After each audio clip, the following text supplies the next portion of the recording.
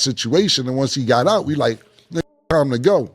And Juelz was so good that Juelz was so good making hooks, making songs, everything, that sometime he went and pushed himself to write the song. So when we lived in Chicago, when we lived in Ohio, we used to be like, yo, we going to the club. And he'd be like, let's go. And we'd be like, nope. Let me hear the song first. And he wouldn't have the song done. And we'd be like, all right, you stay here. We'll bring you some back. You're not going to the club till the song done. And when we came back, some of the best music was done. That's how you get gangster music. For us not letting them go to the club, that's how you get Santana's Town. For him saying, no, you can't go out. That's how you get those records. And I'm trying to make you into a better person. That's all I'm trying to do. He made you responsible. Yeah. They put Juelz Santana in a room, locked the door, and walked out with $1 million hitmaker. This is Cameron telling the story of the exact moment Juelz Santana elevated his game during Dipset's run through Ohio and Chicago. No industry shortcuts, no studio tricks, just pressure, structure, and a system built to force greatness out of raw talent. While everyone else was chasing the nightlife and getting pulled in every direction, Dipset operated differently. They had one rule: no finished song, no club. That was it. Simple, but ruthless. And for Juelz Santana, that one rule became the foundation of something lasting. It built his consistency, it sharpened his craft, and the records that came out of that period aren't just classics. They're still generating streaming revenue, publishing income, and long-term royalties to this day. That's what real discipline in the studio looks like when it compounds over time.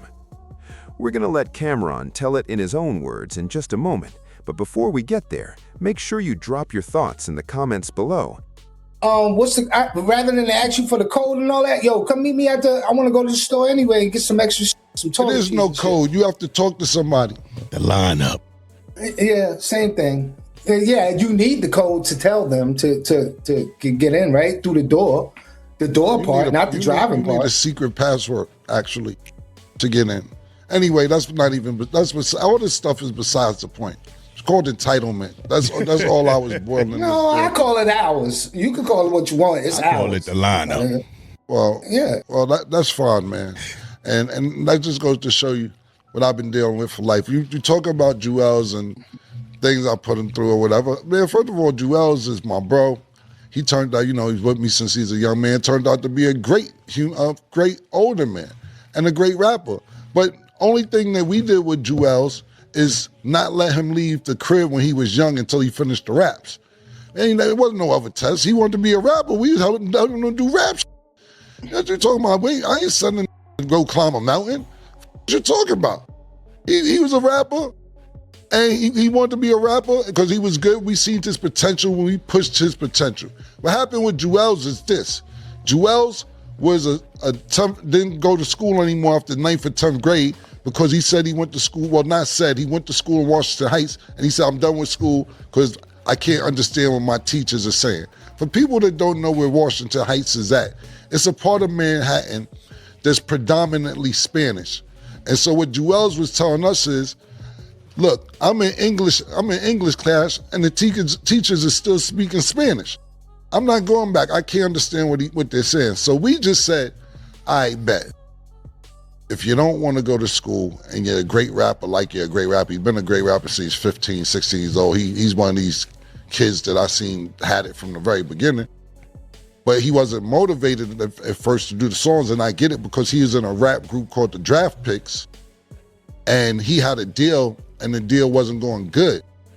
I've been there before, so I said, don't worry about it. I've been in the situation. So we was getting him out of that situation, and once he got out, we like, time to go. And Juelz is so good that Juelz was so good making hooks, making songs, everything, that sometime he went and pushed himself to write the song. So when we lived in Chicago, when we lived in Ohio, we used to be like, yo, we going to the club. And he'd be like, let's go. And we'd be like, nope.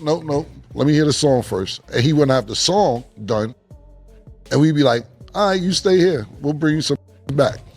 You're not going to the club till the song done. And when we came back, some of the best music was done.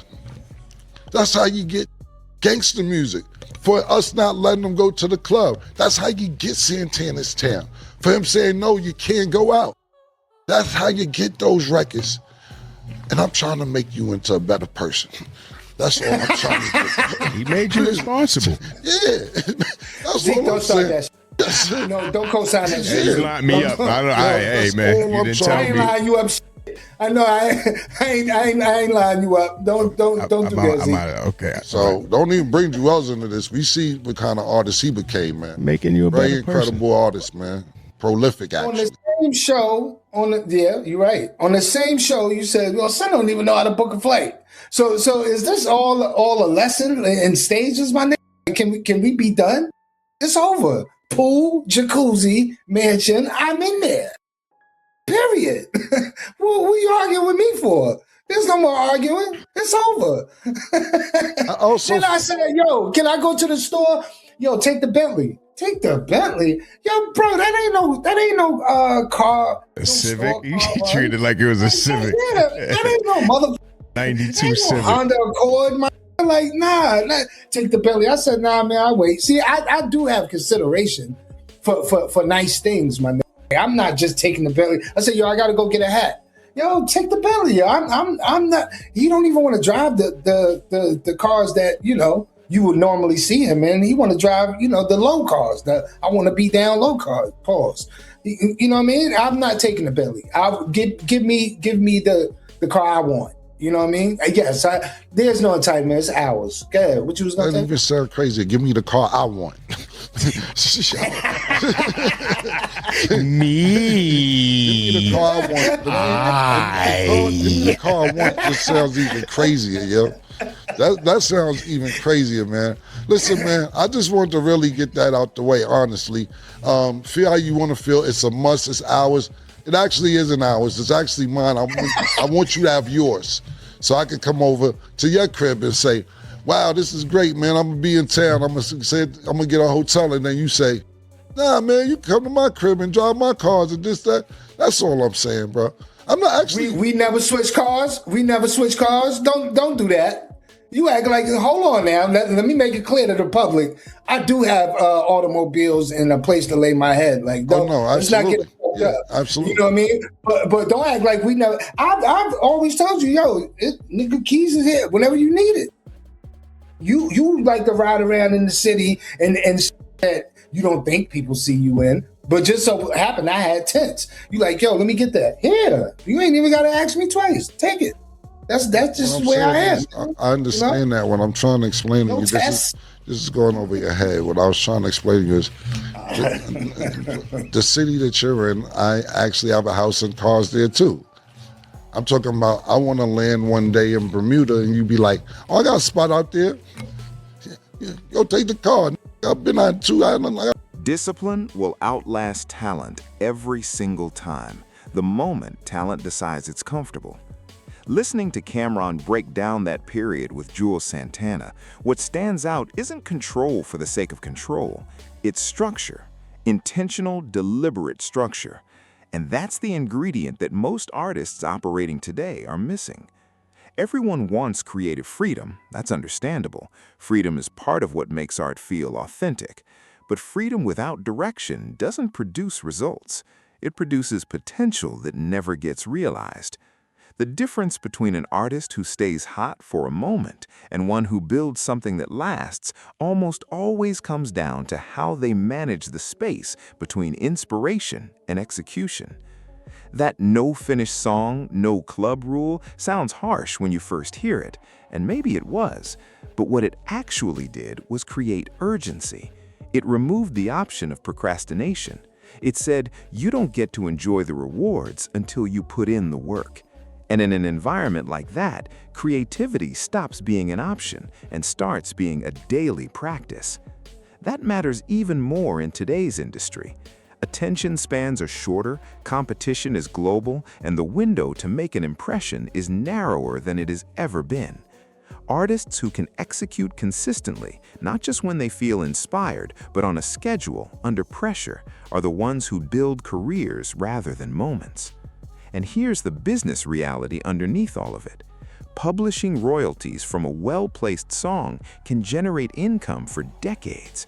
When a record gets licensed across film, television, commercials, and streaming platforms, it becomes a long-term asset.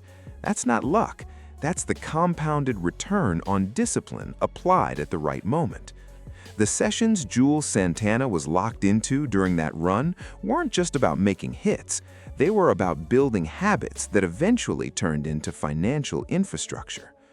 Whether you agree with Cam'ron's methods or not, the outcome is difficult to argue with. The results made the case on their own. So let's open it up. Do you think Cam'ron's approach was exactly what Juelz Santana needed at that stage of his career? Or is that kind of pressure something that would break most artists working today, rather than build them? And if Juelz were coming up right now in the streaming era, would that same system produce the same kind of breakthrough?